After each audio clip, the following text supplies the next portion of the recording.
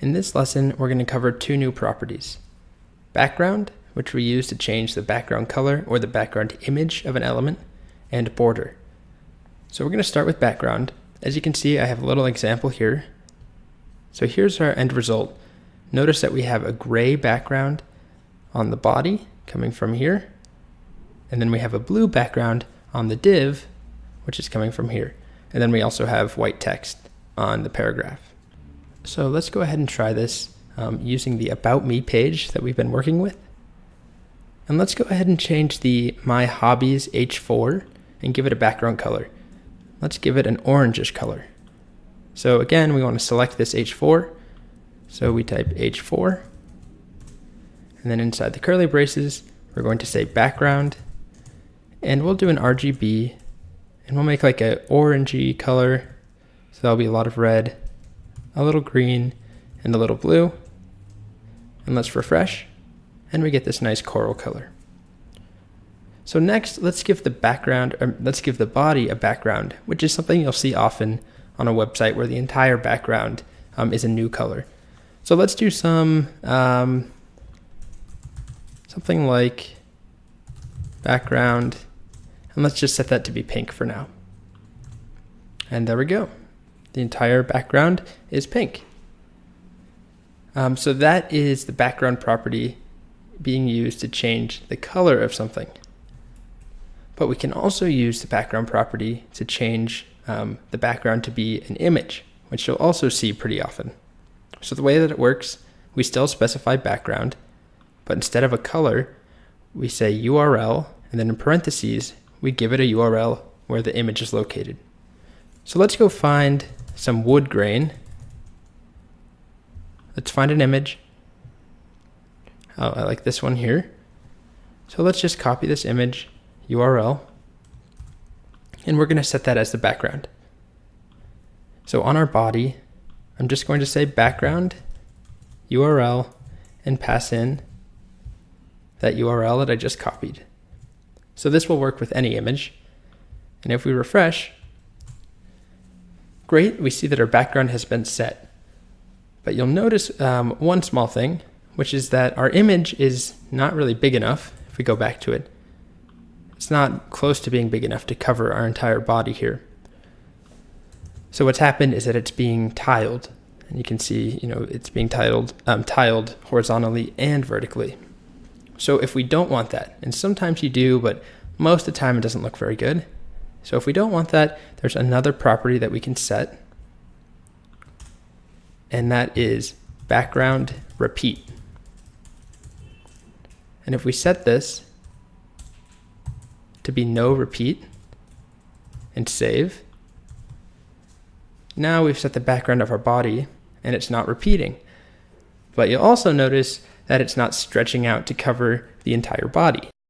So if we wanted to get it to stretch out across the entire screen or across the entire body, there's one other property we can set, which is background size. And we can set that to cover. So as you can see, it now takes up the entire body.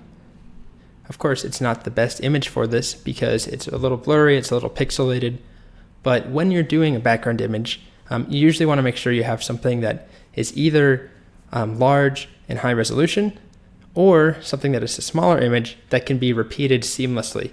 Unlike this one, it's not symmetrical on both axes, so if we repeat it, it's very clear that there's divisions and tiling happening.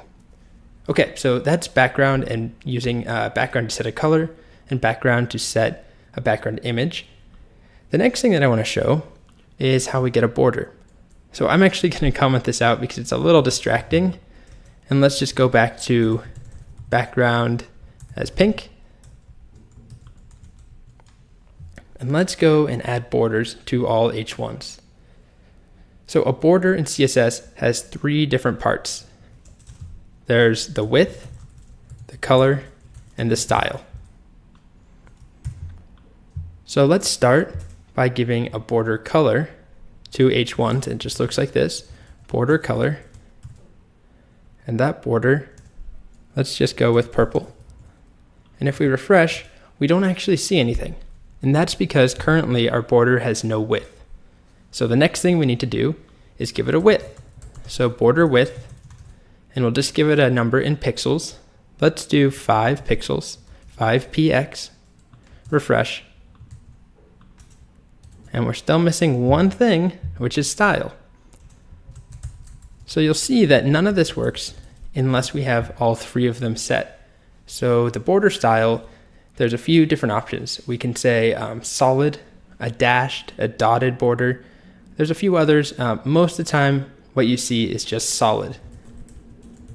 So solid border, 5 pixels, purple. And we get a border around all the H1s. There is a nice shortcut syntax that we can use.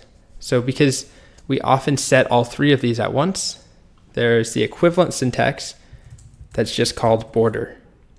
And we write border, colon, we give it the width, 5 pixels, the style, solid, and the color, purple. So I can actually comment these out, and you'll see nothing changes. It's identical. So let's play around a bit. Let's go with a 8 pixel dashed border that is, let's just take our RGB from down here,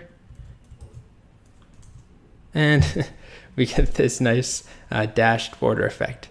So, you usually haven't seen this. I haven't seen this since websites back in the 90s, using this all the time, different border styles. Usually all you see is a nice thin, 1 or 2 pixel solid border. Okay, so just to recap on border, we can set properties individually, or we can use the shortcut syntax and set the width, the style, and the color all in one go.